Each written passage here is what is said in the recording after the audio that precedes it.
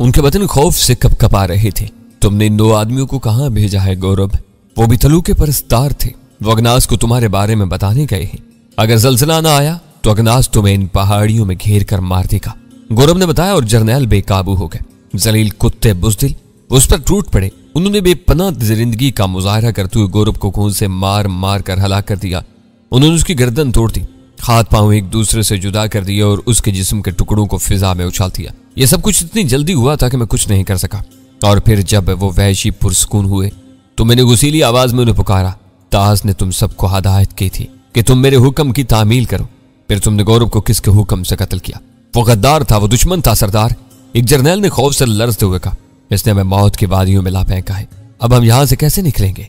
तुम सब बेवकूफ हो। क्या उसे जिंदा रखकर हम इससे यहां से निकलने का रास्ता नहीं दरियाफ्त कर सकते थे? अब तुम में से कौन ये रास्ता तलाश करेगा? जवाब दो। और जर्नैलों में सन्नाटा छा गया। हम उसे अजियत देकर रास्ता बताने पर मजबूर कर सकते थे, लेकिन तुमने ये राह बंद कर दी। इसके जिम्मेदार तुम हो, सिर्फ तुम। चुनांचे अब तुम रास्ता तलाश करो और मुझे इत्तला दो। जाओ। मैं दहाड़ा और जर्नैल कान दबाए लौटने लगे। मुझे दर हकीकत गुस्सा आ गया था। गौरव को मैं जिंदा रखना चाहता था, उससे अगनास के बारे में मालूमात हासिल करना चाहता था, इसलिए मैंने उसके साथ नर्म रवैया रखा था। दफातन मुझे कुछ ख्याल आया और मैंने उस जर्नैल को आवाज दी जिसने मुझसे किसी मशकूक सिपाही का तस्करा किया था। वो कांपता हुआ मेरे सामने आ गया। तुमने मुझसे किसी ऐसे सिपाही का तस्करा किया था जो तुम्हारी निगाहों में मशकूक है? हाँ सरदार। उसकी आंखों में चमक आ गई। उसे मेरे पास ले आओ। बहुत अच्छा सरदार। जर्नैल दौड़ता हुआ चला गया और मैं खामोशी से चट्टान पर बैठ गया। लताका अब भी मेरे बाजू से चिमटी हुई खड़ी थी। उसका चेहरा खौफ से सफेद पड़ गया था। मैंने उसकी आंखों में देखा और वो मेरे बाजू से रुखसार रगड़ने लगी। तुम खौफजदा हो लताका? तुम नहीं हो बहादुर? नहीं, मैं यहां से निकलने की हिम्मत रखता हूं, मैंने जवाब दिया और वो चौंक कर मुझे देखने लगी। और फिर अचानक उसके चेहरे के तासरात बदल गए। उसने मुस्कुराते हुए कहा, ओह मुझे माफ करना, मैं भूल गई थी। हाँ मैं जानती हूँ तुम गैर मामूली सलाहियतों के हामिल हो। तुम इन सबसे अफसल हो जो इस फौज में शामिल है। बेशक तुम रास्ता तलाश कर सकती हो। रास्ता मौजूद है लताका, और यही काफी है। जो चीज मौजूद है उसे तलाश न कर सकना क्या मायने रखता है? जब इस फौज में शामिल आम सिपाही बाहर निकल सकते हैं तो हम क्यों नहीं? हाँ हम निकल सकते हैं, लेकिन ये जलजलों की वादी है। यहाँ से जिस कदर जल्द हो सके निकल चलो। मुझे यहाँ बहुत खौफ महसूस हो रहा है। रात गुजरने का इंतजार करना होगा। देखना यह है कि जर्नैल क्या तीर मारते हैं। आओ खैमे में चलें। मैं तुम्हारे बाजुओं में सिमट कर ये खौफ दिल से निकाल देना चाहती हूँ। वो खड़ी हो गई। सिर्फ चंद लबे और। उस सिपाही को आ जाने दो जो पस्तकद है, मैंने उसे रोकने हुए कहा और गर्दन झुकाए वो मेरे नजदीक बैठ गई। मैं उसकी दिलजोई करने लगा। मुझे कोई खौफ नहीं था प्रोफेसर। खाताज की पूरी फौज जरूर मुसीबत में फंस गई थी। यहाँ पर तुम मुझे खुद गर्ज भी कह सकते हो, लेकिन बाज हालात ऐसे होते हैं चाहे इंसान कोशिश के बावजूद कुछ नहीं कर सकता। और फिर यहाँ भी पहाड़ वालों जैसा मामला था। मसाइल मुख्तलिफ थे लेकिन वही जज्बा कार फरमा था। अरसाना का शहनशाह सियाफामों पर अपनी बर्तरी कायम रखना चाहता था।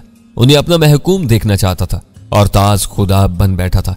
वो सबको अपनी रूहानी बर्तरी का कायल करना चाहता था। यही चक्कर चल रहा था। हालांकि अगर सही तौर पर देखा जाता तो मैं इन सबसे बरतर था प्रोफेसर, क्योंकि मेरी बनावट इनसे मुख्तलिफ थी। बहरहाल थोड़ी देर के बाद वो जर्नैल वापस आ गया। उसकी गर्दन लटकी हुई थी। मैंने ताज्जुब से उसे देखा क्योंकि वो तनहा था। क्यों, क्या बात है? मैंने पूछा। शायद हमारी मौत ही आ गई है सरदार। हर कदम पर नाकामी हो रही है। वो सिपाही गायब है। तलाश के बावजूद उसका पता नहीं चल सका। ओह, मैंने गर्दन हिलाई। गोया वो भी निकल गया। खैर ठीक है, जाओ रास्ता तलाश करो, और अगर रास्ता मिल जाए तो मुझे उसके बारे में बताओ। मैं अपने खैमे में आराम कर रहा हूँ। मैं लताका का बाजू पकड़ा और खैमे की तरफ बढ़ गया। लताका की कैफियत अजीब थी। हालात पर गौर करती तो खौफजदा हो जाती, और फिर जब मैं ढहारस बंधाता तो मुतमईन हो जाती। और फिर रात गए वो हस्बे मामूल मेरी आगोश में मुंह छुपा कर सो गई। मुझे भी सोचते सोचते नींद आ गई, और न जाने कितनी रात गुजरी थी कि अचानक किसी आहट से मेरी आंख खुल गई। सोते सोते लताका मुझसे अलग हो गई थी। वो दूसरी तरफ करवट लिए सो रही थी और खैमे में तारीकी थी। इस तारीकी ने ही मुझे होशियार कर दिया। आमतौर पर मशल जलती रहती थी और उसके बुझने की कोई वजह नहीं थी। तावक्ते के कोई उसे बुझा न थे, लेकिन गहरी तारीखियां भी मेरी आंखों से वो बीनाई नहीं छीन सकती थीं जो सदियों ने मुझे बख्शी थी। मैं रात की तारीकी में दिन के उजाले की तरह देख सकता था, और मैंने उस पस्ता कद साहे को देख लिया जिसका एक हाथ बुलंद होकर झुकने ही वाला था। इस हाथ में चमकदार खंजर था। मेरे दिमाग में बिजली कूद गई। एक लम्हा, सिर्फ एक लम्हा, चश्मे ज़दन में हाथ लताका के सीने पर पहुंच जाएगा और खंजर उसमें पवस्त हो जाएगा। खून का फवारा बुलंद होगा और लताका का जिस्म तड़पने लगेगा, फिर साकत हो जाएगा। चुनांचे मैंने एक साहत के 1000वें हिस्से में फैसला कर लिया। इस साए को पकड़ने की कोशिश इस वक्त मुनासिब नहीं थी। इसके बजाय लताका को उसके खंजर के जद से बचाना ज्यादा सूदमंद था। मैंने बिजली किसी तेज रफ्तारी से लताका का बाजू पकड़कर जोर से खींचा और उसी वक्त खंजर खचाक से लताका के बिस्तर में घुस गया। लताका चीख पड़ी। वो मेरे खींचने की वजह तो नहीं समझी होगी, अलबत्ता शायद वो अगनास के पहाड़ियों के जलजले के ख्वाब देख रही थी, इसलिए उसकी चीख काफी जोरदार थी और हमलावर साये ने खैमे के दरवाजे की तरफ छलांग लगा दी। मैं लताका को उसकी जद से बचाकर उछाला और खैमे के दरवाजे की तरफ लपका, लेकिन जब मैं दरवाजे से बाहर निकला तो चारों तरफ खामोश चांदनी के सिवा कुछ नहीं था। कोई चाप नहीं थी। चालाक हमलावर जानता था कि कदमों की चाप पर भी मैं उसके पीछे चलाऊंगा, इसलिए उसने किसी बड़ी चट्टान के अक्कम में पहुंचकर सांस रोक ली थी। मैंने ऐसी चट्टानों का तयन किया जहां वो छुप सकता था और फिर वो तमाम चट्टानें छान मारी, लेकिन हमलावर का कहीं पता न चल सका। तब मैं खैमे की तरफ वापस चल पड़ा। न जाने लताका का क्या हाल होगा। लताका खामोश पड़ी थी। यही गनीमत था कि वो सूरत हाल नहीं समझ सकी थी। मैं उसके करीब पहुंचा और उसे आवाज दी। उसने मेरी आगोश में सर रख दिया और सहमे हुए लहजे में बोली, क्या हुआ था बहादुर, क्या हो गया था, कहाँ गए थे तुम? क्या तुम ख्वाब देख रही थी लताका? हाँ, क्या मैं ख्वाब में चीख पड़ी थी? शायद ऐसा ही हुआ था, मैंने जवाब दिया। बहादुर, मैंने ख्वाब देखा था। मैंने इन पहाड़ों को लरजते देखा था। बड़े बड़े पत्थर गिर रहे थे और फिर एक पत्थर मेरे जिस्म की सीध में आ रहा था कि तुमने मुझे खींच लिया। क्या तुमने भी वही ख्वाब देखा था जो मैंने देखा? यूं ही समझ लो, मैंने मुस्कुराते हुए कहा। हकीकत बताकर मुझे खौफसदा नहीं करना चाहता था। फिर तुम बाहर क्या करने गए थे? लताका ने पूछा। देखने गया था कि पहाड़ियां सचमुच तो नहीं हिल रही, मैंने जवाब दिया। फिर? लताका ने खौफजदा अंदाज में पूछा। वो सिर्फ ख्वाब था। ओह। लताका ने गहरी सांस ली और मेरे सीने में घुसकर दोबारा सो की, लेकिन मैं फिर नहीं सो सका। मेरी समझ में नहीं आ रहा था कि साया कौन था। वो लताका को क्यों कत्ल करना चाहता था? क्या वो मेरे धोखे में लताका को कत्ल कर रहा था? लेकिन ऐसी हमाकत मुमकिन नहीं थी। मुझ में और लताका में तो बासानी तमीज की जा सकती थी। फिर बात मेरी समझ में नहीं आ सकी और सुबह हो गई। खौफसदा सिपाहियों ने हमें नाश्ता पेश किया। उनके चेहरे पर मुर्तनी छाई हुई थी। वो खामोशी से सब काम कर रहे थे। नाश्ते वगैरह से फारिग होकर मैं लताका को साथ लेकर बाहर निकला। तमाम मुसल्ला फौजी छोटे छोटे ग्रोहों में बटे चहमगोइयां कर रहे थे। एक भी जर्नैल उनमें मौजूद नहीं था। मैंने एक फौजी से जर्नैलों के बारे में पूछा। वो सब रास्ते की तलाश में गए थे, अभी तक वापस नहीं लौटे। फौजी ने खौफजदा अंदाज में बताया। रात ही को चले गए थे? मैंने पूछा। हाँ, और मैं गर्दन हिलाने लगा। मुझे खदशा हो गया था कि वो रास्ता भटक कर पहाड़ों की भूल भलियों में न गुम हो गए हूं। और जूं जूं वक्त गुजरता रहा मेरा शुबा यकीन में बदलता गया। दोपहर ढलकी, शाम हो गई और एक भी जर्नैल वापस नहीं लौटा। दूसरी रात भी मैंने इसी जगह गुजारी। उस रात में तशवीश में मुब्तला था और लताका मुतमईन। न जाने कौन से ख्याल ने उसे मुतमईन कर दिया था, लेकिन मैं जर्नैलों में उलझा हुआ था। अगर कल सुबह तक वो वापस ना आए तो फिर उन्हें मुर्दा तसव्वुर किया जाए। और इसके बाद मैंने फैसला कर लिया कि मैं आगे का सफर शुरू कर दूंगा। लताका सो गई, लेकिन उस रात मैं सुकून से नहीं सो सका। मुझे लताका पर पिछली रात का हमला याद था, जिसके बारे में मैं दिन भर में भी कोई फैसला न कर सका था। फिर सुबह हो गई। मामूल में कोई फर्क नहीं था सिवाय उसके कि नाश्ता लाने वालों के चेहरे कुछ उतरे हुए थे। सूरज ने एक तवील सफर तय कर लिया था, तो मैंने फौजियों को एक जगह जमा होने का कहा और सब के सब फौजी मेरे सामने पहुंच गए। ताश के वफादारों, तुम्हारे माबूद ने एक गलत आदमी को बतौर रहबर हमारे साथ भेज दिया था। ये उसका काम था कि वो सही आदमी का तयन करता, क्योंकि मैं इन रास्तों से वाकिफ नहीं था। फिर तुम्हारे जर्नैलों ने उस शख्स को कत्ल कर दिया जो हमें किसी न किसी तरह रास्ता बता सकता था। और फिर जैसा कि तुम्हें मालूम है कि वो रास्ते की तलाश में चल पड़े। तवील वक्त गुजर चुका है और इनमें से कोई वापस नहीं लौटा, जिससे सिर्फ एक ही नतीजा अखज किया जा सकता है कि वो रास्ते की भूल भलियों में गुम हो गए। जैसा कि मुझे मालूम हुआ है कि यह जलजलों की सरजमीन है। ये पहाड़ियां बेहद मखदूश और खतरनाक हैं। चुनाचे अगर हमने यहाँ रुक कर जर्नैलों का इंतजार किया तो कोई भी जलजला हमें आ लेगा और हम बेमौत मारे जाएंगे। इसीलिए मैंने फैसला किया है कि आगे बढ़े, मुतहिद होकर चले और हर किस्म के हालात से निमटने के लिए तैयार रहें। तुम्हारा क्या ख्याल है? हम सब तुम्हारे वफादार हैं, तुम्हारे हुक्म की तामील होगी। सबने बैक आवाज कहा। तब तैयार हो जाओ और सफर शुरू कर दो, मैंने कहा। और फिर मेरे इशारे पर सिपाही मुंतशिर हो गए। मैंने भी लताका को साथ लिया, लिबास तब्दील किया और थोड़ी देर के बाद हम भी घोड़ों पर सवार हो गए। हमारा खैमा उखाड़ कर घोड़ों पर बार कर दिया गया था। जब तमाम सिपाही तैयार हो गए तो मैंने उनका जायजा लिया। मैं उस शख्स के बारे में अंदाजा लगाना चाहता था जो पिछली रात लताका पर हमलावर हुआ था, लेकिन कोई अंदाजा न लगा सका। और फिर मैंने उन्हें आगे बढ़ने का हुक्म दे दिया। खौफनाक पहाड़ियों, गहरी घाटियों और दुश्वार गुजार रास्तों को तय करते हुए हम सुस्त रफ्तारी से आगे बढ़ते रहे। मैं महसूस कर रहा था कि जूं जूं हम आगे बढ़ रहे हैं रास्ता खतरनाक से खतरनाक तर होता जा रहा है, लेकिन उसके सिवा चारा भी क्या था कि हम ये रास्ता तय करते रहें। और रास्ता तय होता रहा। कभी कभी किसी सिपाही के घोड़े के नहनाने की आवाज और उसकी आखिरी चीख सुनाई देती तो हम सब चौंक पड़ते, लेकिन सिपाही की लाश इतने गहरे खड्ड में पड़ी होती थी कि उसे टटोलने का तसव्वुर भी नहीं किया जा सकता था। मरने वाले की तरफ कोई तवज्जो भी नहीं देता था। सबको अपनी अपनी जिंदगी की फिक्र लाहक थी। बाज जगह इतने तंग रास्ते मिलते कि एक एक सवार बमुश्किल गुजर सकता, और बाज जगह जमीन का सिर्फ इतना सा टुकड़ा मिलता कि घोड़ा बमुश्किल कदम जमा कर निकल सकता। दोनों समत गहरी खाइयां होती। हवा की पुरस्रार सीटियां इस खौफनाक इलाके की हैबत को और भी बढ़ा रही थी। हाँ, खौफजदा सिपाही बाजुकात ऐसे रास्ते पर से गुजरते हुए खुद ही घोड़े से छलांग लगाकर जमीन की पस्तियों में चले जाते। उन्हें कदम कदम पर मरने की बजाय एक दफा की मौत बेहतर लगती।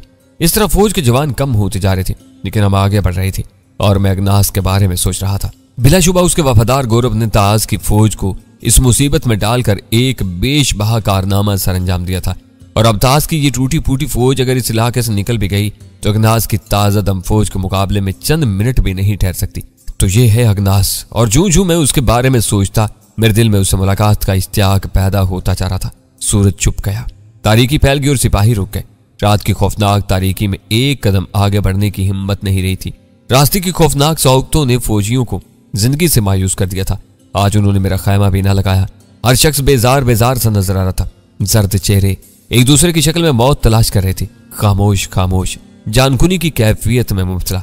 कुछ न हुआ। खाने पीने का भी किसी को ख्याल न आया। मैंने भी रात खुले माहौल में गुजारने का फैसला किया।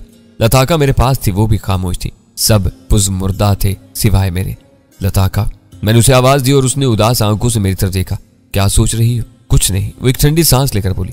मेरे साथ आने पर अफसोस कर रही हो? नहीं। फिर? मैंने उसकी कमर में हाथ डालकर उसे अपने पास बिठाते हुए पूछा।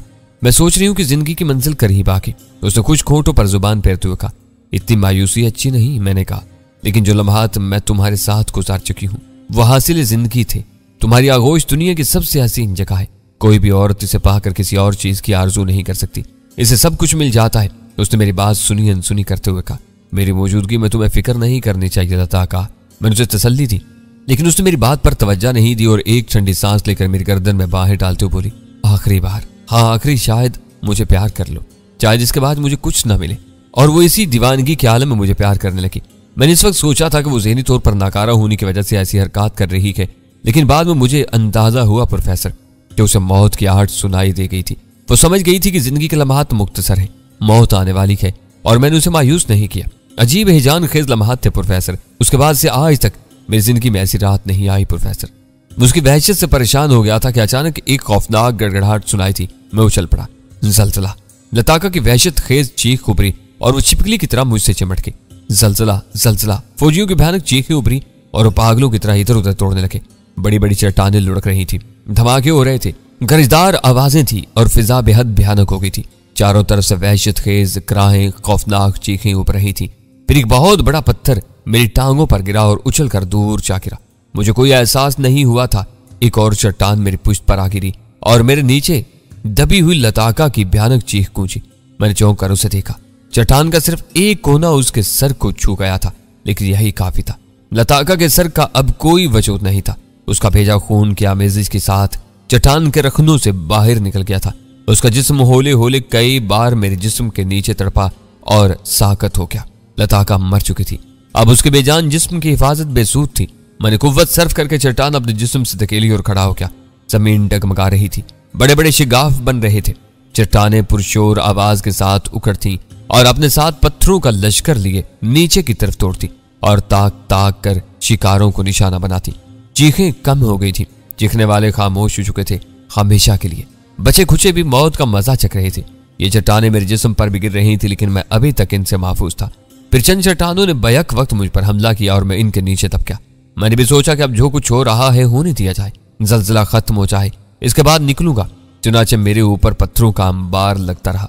न जाने कब तक ये खौफनाक गड़गड़ाहटें जारी रहीं और उसके बाद मुकम्मल सकूत छा गया। बिल्कुल इसी तरह जैसे कोई तेज रफ्तार ट्रेन गुजर जाने के बाद सकूत छा जाता है। और फिर जब छोटे बेसहारा पत्थर भी अपनी जगह हासिल कर चुके तो मैंने अपने ऊपर पड़ी हुई चट्टानों के वजन का अंदाजा किया। मैंने दोनों हाथ ऊपर उठाए और चट्टानें मेरे हाथों के साथ बुलंद हो गई। मैंने उन्हें दूर फेंकना शुरू कर दिया और बिलाकर उठकर खड़ा हो गया। इस इलाके का नक्शा ही बदल चुका था। मैंने चारों तरफ देखा, चंद कराहों के अलावा कोई आवाज नहीं थी।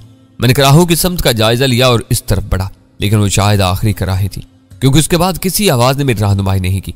मैंने पूरे इलाके का एक तवील चक्कर लगाया और कहीं जिंदगी के रमक न पाकर बिलाकर एक बड़ी चट्टान पर बैठ गया। अपनी ज़हनी हालत का मैं कोई तजिया नहीं कर सकता प्रोफेसर। मैं नहीं कह सकता इस वक्त मैं क्या सोच रहा था। मुझे लताका के मरने का अफसोस जरूर था, लेकिन वो मेरी आरज़ू नहीं थी, वो मेरी आखिरी चाहत नहीं थी।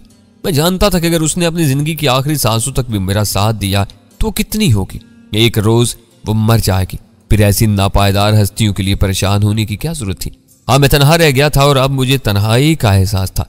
मैंने चट्टान पर बैठे बैठे बहुत से प्रोग्राम बनाए जिनकी इंतहा यह थी कि हर कीमत पर इग्नास को तलाश किया जाए, उससे दो दो हाथ किए जाए, देखा तो जाए वो क्या है। मुमकिन है वो भी मेरे जैसा ही कोई इंसान हो। इस चट्टान पर मुझे सुबह हो गई। सूर्य निकला और उसकी रोशनी ने एक भयानक माहौल को उजागर कर दिया। खून में रंगी हुई चट्टानें, मिट्टी में उभरे हुए इंसानी अज़ा, कुचले हुए सर, टूटे हुए हाथ और पांव चारों तरफ बिखरे हुए थे। इंसानी लाशें ऊंधे मुंह जमीन पर गिरी हुई थी, सिर्फ दो टांगे उभरी हुई थी, बाकी जिस्म चट्टानों में पूछी था। यह लर्ज़ाखेज मंजर इस कदर भयानक था कि अगर मेरे जैसे मजबूत दिलो दिमाग के इंसान के बजाय कोई आम इंसान उसे देखता तो ज़हनी तवाजुन खो बैठता। लेकिन मैंने तो न जाने कितनी बार ऐसी तबाही देखी थी। मेरे सामने तो न जाने कौन कौन से भयानक मनाजर आ चुके थे। इन मनाजर ने मुझे ज्यादा मुतासिर नहीं किया। खातास की फौज का एक सिपाही भी जिंदा नहीं बचा था। मैं लाशों के करीब जा जाकर उन्हें देखता रहा और फिर मैंने वहां से आगे बढ़ने का फैसला कर लिया। इस फैसले के तहत मैं मुड़ा ही था कि मुझे एक इंसानी कराह सुनाई थी। मैं चौंक पड़ा। मेरी निगाहें कुर्बो जवार का जायजा लेने लगी। तब मेरी निगाह चट्टानों के उस साहिबान के नीचे पड़ी जो कुदरती तौर पर बन गया था। दो अजीम शान नोकदार चट्टानें बैक वक्त गिरकर एक दूसरे से टकरा गई थी। उनकी नोकें आपस में जुड़ गई थी और उनके नीचे एक खला रह गया था। पत्थरों के दूसरे टुकड़े इन अजीम शान चट्टानों की पोजीशन नहीं बदल सके थे और एक इंसानी जिंदगी उस खला में महफूज थी। हाँ, ये ऐसे ही अजूबों में से एक था जो अक्सर मेरी निगाहों के सामने से गुजर चुके थे। मुझे एहसास था, हर दौर में एहसास रहा कि एक पुरस्रार अनदेखी कुव्वत इस कायनात में मौजूद है जो अनोखे कारनामे दिखाकर अपनी जिंदगी का एहसास दिलाती है और मुझे हैरत ज़दा करती रहती है। मैंने किसी दौर में उस कुव्वत को नहीं देखा, लेकिन उसके वजूद का एहसास किया है और उस पर यकीन रखा है, लेकिन मैं उसे कोई नाम नहीं दे सका। अलबत्ता तुम उसे खुदा कहते हो प्रोफेसर। तुमने उसे अपने ईमान में शामिल किया है और मैंने हर दौर में उसे करीब पाया है और इस वक्त भी उस कुव्वत का पेश करदा तमाशा देख रहा था। मेरे कदम तेजी से उन चट्टानों की तरफ बढ़ के ताज की फौज का एक सिपाही था जो शायद बेहोश था और अब उसे होश आ रहा था। मैं चट्टानों के नीचे झुका और मैंने उस सिपाही की टांगे पकड़कर उसे बाहर घसीट लिया। टांगे खींचने से उसके सर पर मुड़ा हुआ खुद उतर गया और मेरा मुंह हैरत से खुल गया। खुद उतरते ही लंबे लंबे बाल बिखर गए थे, नरम और रेशमी बाल। मैंने उन बालों के नीचे एक जवान और हसीन चेहरा देखा जो गर्द से अटा हुआ था, लेकिन जो न जाने क्यों मुझे जाना पहचाना लग रहा था। मैंने उसे एहतियात से बाहर खींचकर उसका सर अपने जानों पर रख दिया। बिलाशुबा ये औरत ही थी जो पूरी तरह होश में नहीं आई थी, लेकिन मेरी हैरत का ठिकाना नहीं था। ताज के फौजियों में औरत भी होगी, मेरे गुमान तक में नहीं था। उसने आंखें खोल दी, हसीन और दिलरुबा आंखें, दिल मोह लेने वाली स्याह आंखें जो खोए खोए अंदाज में मुझे तक रही थी। मेरी ज़हनी कैफियत अजीब थी। मैं इन आंखों को देखकर मुस्कुरा रहा था। तब वो आंखें होश में आ गई। उनमें खौफ, डर आया और उसके हल्क से एक चीख निकल गई, निस्वानी और दिलकश चीख जो मेरे कानों में एक खुशगवार तासुर छोड़ गई। जल्जला, जल्जला, उसने 2 बार कहा। खत्म हो गया है, मैंने उसे तसल्ली देने वाले अंदाज में कहा और उसके सर को सीने में भींच लिया। वो भी किसी खौफजदा बच्चे की तरह मुझसे चिमट गई। कई मिनट तक इस तरह मेरी आगोश में मुंह छुपाए आंखें बंद किए लेटी रही। फिर उसने अपने जिस्म को जुम्बिश दी और मेरा सहारा लेकर उठ बैठी। अब वो मेरी शक्ल देख रही थी। उसके चेहरे पर अजीब सी कैफियत थी। फिर उसके होंठ हिले और उनसे आवाज निकली, लताका कहाँ है?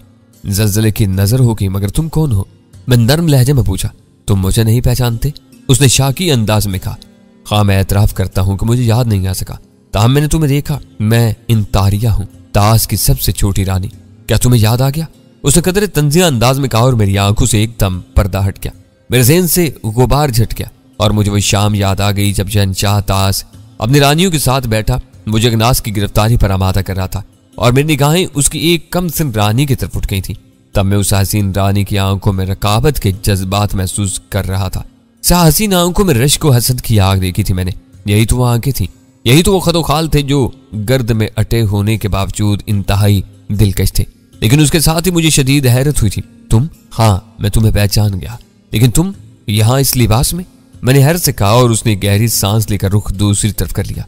हाँ, मैं इंतारिया हूँ, ताज की सबसे छोटी रानी, उसकी सबसे बड़ी चाहत है, लेकिन वो मेरी चाहत नहीं बन सका। मैंने तुम्हें देखा, पसंद कर लिया, लेकिन तुम बेदर्द इंसान, तुमने एक बार भी मेरी तरफ नहीं देखा। तुम तो लताका में खोए हुए थे। उसके अंदाज में शिकायत थी। हाँ, मुझे एतराफ है, लेकिन तुम यहाँ कब और कैसे आ गई? मैं तुम्हारी मोहब्बत में पागल हो चुकी थी और देख लो, तुम्हारे लिए मैंने सब कुछ छोड़ दिया। मैं चालाकी से भेस बदल कर इस फौज में शामिल होगी जो अगनास की सरकोबी के लिए तुम्हारे सरकर्दगी में आ रही थी। मैं तुम्हारी माइयत में ये दुश्वार गुजार रास्ते पार किए, मैं जिसने कभी फूलों की पत्तियों से पांव नहीं नीचे उतारा, लेकिन लताका तुम्हारे गले का हार बनी रही। हम यहाँ तक आ गए, तब मुझ पर इंकिशाफ हुआ कि जर्नैल मेरे छोटे कद की वजह से मेरे ऊपर शुबा करने लगे हैं और मैं इन्हीं पहाड़ों में रुपोश होगी। वो मुझे नहीं तलाश कर सके और मुझे भी गौरव का साथ ही समझ लिया। क्या मुझे किसी बात की परवाह नहीं थी, मैं तो बस लताका को हलाक करके तुम्हारा कुर्ब चाहती थी। और पिछली रात मैंने लताका को हलाक करने की कोशिश की तो तुम जाग गए और तुमने उसे बचा लिया। तुमने मेरा ताक़ुब किया, लेकिन मैं तुम्हारे क़यामे के अक्क में पोशीदा होगी। अगर तुम मुझे पा लेते तो हलाक कर देते ना। बोलो। मैं दीवानों की तरह मुंह फाड़े उसकी शक्ल देख रहा था। बड़ी अजीब कहानी सुनाई थी उसने, बड़ी हैरत अंगेज लड़की थी। उसके साथ ही मैं अपनी किस्मत पर भी नाज कर रहा था। मेरी तन्हाई दूर हो चुकी थी, एक और हसीन साथी मेरा मुकद्दर बन गया था। अब मुझे इन पहाड़ों की कोई परवाह नहीं थी। मैं तो यूं भी हर माहौल में जिंदगी गुजारने का आदी था और मुझे जिस चीज की जरूरत थी वो मिल गई थी। बहरहाल हैरत की वजह से मेरे हवास अभी तक बहाल नहीं हुए थे। लताका मर चुकी है और तुम अभी इसका सोग मनाओगे। क्यों? मुझे अफसोस है कि मैं भी क्यों ना मर गई। फौज के बाकी लोग कहाँ हैं? क्या जलजले ने कुछ और लोगों की भी जान बख्शी कर दी है? कोई भी जिंदा नहीं बचा इन तारिया, इन खौफनाक पहाड़ों में अब मेरे और तुम्हारे सिवा कोई जानदार नहीं। मैंने जवाब दिया और वो मेरी आंखों में देखकर मुस्कुराने लगी। क्या अब भी तुम मेरी मोहब्बत के कायल ना होगे? क्या तुम्हें एहसास नहीं है कि मेरी शदीद मोहब्बत की तड़प ने ही तुम्हारी जिंदगी बचाई है, वरना तुम भी दूसरों की तरह कुचल कर मर जाते। उसकी उम्र बहुत कम थी प्रोफेसर। उसकी आवाज, उसके लहजे और उसके सोचने के अंदाज में बेपनाह मासूमियत थी। वो अपनी तलब की सच्चाई पर नाज़ा थी और खुद को मेरी जिंदगी का मुहाफिज समझ रही थी। मैं उसकी मासूमियत पर मर मिटा। मैंने आगे बढ़कर उसे आगोश में ले लिया और बोला, बेशक मेरी जिंदगी सिर्फ तुम्हारी वजह से बच गई है।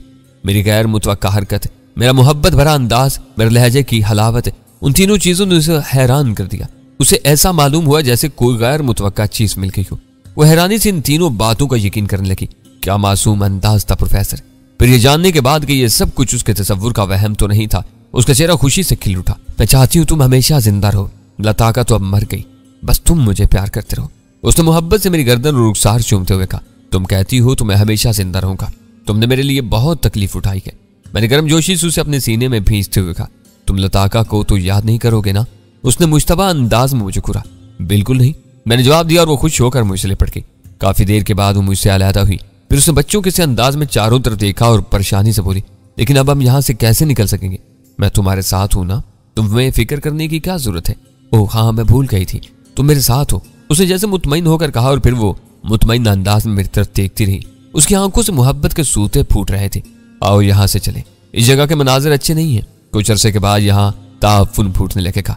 हमें यहाँ से दूर निकल जाना चाहिए। पैदल चलेंगे? घोड़े तो मर चुके होंगे। उसने कहा, हाँ पैदल चलेंगे, मैंने कहा, और हम पैदल चल पड़े। मैं सब कुछ भूल गया था, सिर्फ ये नई लड़की मुझे याद थी जो लताका से ज्यादा हसीन थी, इससे ज्यादा मासूम थी और मैं बेहद खुश था। मैं उसे सहारा देकर खतरनाक रास्ते अबूर करता रहा। मेरी ख्वाहिश थी कि जल्द अज जल्द इन पहाड़ों से दूर निकल जाऊं और हम सफर करते रहे।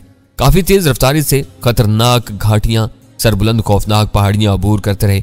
अचानक इन तारिया ने एक तरफ इशारा किया और मैंने उसके इशारे की तरफ देखा। एक जंगली जानवर था। इन इलाकों में यह पहला जानवर नजर आया था। इस जानवर के बहुत से सींग थे। इससे कबल भी मैं ऐसे जानवर शिकार कर चुका था। बिलाशुबा इसका गोश्त लजीज होता है।